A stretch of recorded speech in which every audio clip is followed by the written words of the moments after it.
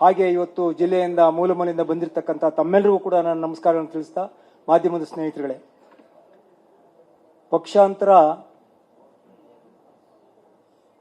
Now it's almost A well accepted phenomena. ಜನ ಒಪ್ಕೊಳ್ಳೋಕೆ ಶುರು ಮಾಡಿಬಿಟ್ಟಿದ್ದಾರೆ, ರಾಜಕೀಯ ಪಕ್ಷಗಳು ಜನ ಒಪ್ಕೊಳ್ಳೋಕೆ ಶುರು ಮಾಡಿದ್ದಾರೆ. ಆದರೆ ಭಾಳ ಪ್ರಾಮಾಣಿಕವಾಗಿ ಹೇಳ್ತಾ ಇದ್ದೀನಿ, ನಾನು ಚುನಾವಣೆಗೆ ಸ್ಪರ್ಧೆ ಮಾಡಬೇಕು ಅಂತ ಅನ್ನೋ ಒಂದು ಮನಸ್ಥಿತಿಯಿಂದ ನಾನು ಪಕ್ಷಾಂತರಗಳನ್ನು ಮಾಡಿ ನನ್ನ ಮನಸ್ಸಿಗೆ ನೋವಾಗಿದೆ. ನಾನು ಪಕ್ಷಾಂತರ ಮಾಡಿರ್ತಕ್ಕಂಥದ್ದು ನನಗೆ ಮುಜುಗರ ತಂದಿದೆ, ನನ್ನ ಮನಸ್ಸಿಗೆ ನೋವಾಗಿದೆ. ನನ್ನನ್ನು ಇಷ್ಟಪಡ್ತಕ್ಕಂಥ ಜನ, ನನ್ನ ಬಗ್ಗೆ ಒಳ್ಳೆಯ ಅಭಿಪ್ರಾಯ ಇಟ್ಕೊಂಡಿರ್ತಕ್ಕಂಥ ಸದಭಿಪ್ರಾಯ ಇಟ್ಕೊಂಡಿರ್ತಕ್ಕಂಥ ಜನ ಮತ್ತು ನಮ್ಮ ನಾಯಕರುಗಳ ಮನಸ್ಸುಗಳಿಗೆ ಮತ್ತು ಜನತೆಗೆ ನಾನು ನೋವು ಮಾಡಿದ್ದೀನಿ. ಅದಕ್ಕಾಗಿ ನಾನು ಸಾರ್ವಜನಿಕವಾಗಿ ಇವತ್ತು ಅವ್ರ ಕ್ಷಮೆ ಕೇಳಲಿಕ್ಕೆ ನಾನು ಇಷ್ಟಪಡ್ತೀನಿ. ಪಕ್ಷಾಂತರ ನಾನು ಯಾವತ್ತೂ ಕೂಡ ಏನಾದರೂ ಅಧಿಕಾರ ತಗೊಂಡ್ಬಿಡ್ಬೇಕು ಅಂತ ಮಾಡಲಿಲ್ಲ. ಚುನಾವಣೆಗೆ ನಿಲ್ಲಬೇಕು ಅನ್ನೋ ದೃಷ್ಟಿಯಿಂದಲೇ ಮಾಡಿದ್ದಷ್ಟೇ. ಆದರೆ ಅದರಲ್ಲೂ ಕೂಡ ನಾನು ವಿಫಲನಾಗಿದ್ದೇನೆ.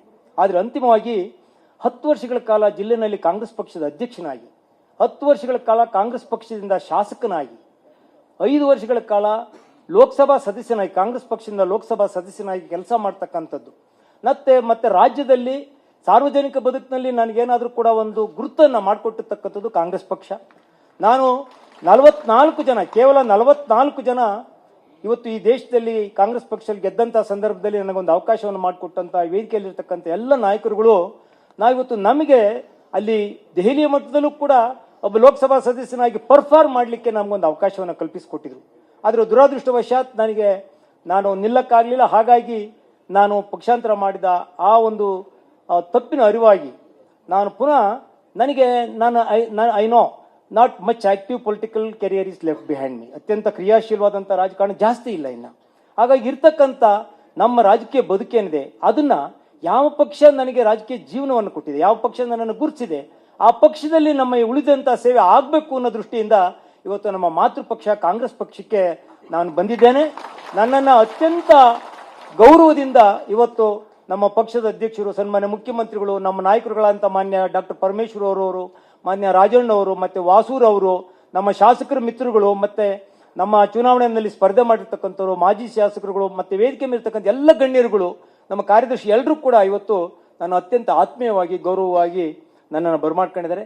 ನನಗಿನ್ನೂ ಹೆಚ್ಚು ಜವಾಬ್ದಾರಿ, ಸಾರ್ವಜನಿಕವಾಗಿ ಹೆಚ್ಚು ಜವಾಬ್ದಾರಿ ಇದೆ.